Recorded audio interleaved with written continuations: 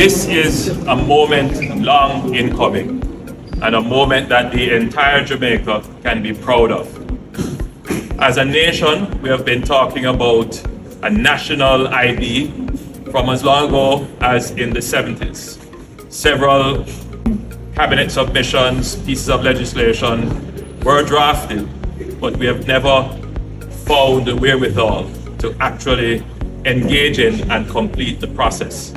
Today, I'm pleased to have been the second person to receive the national ID card.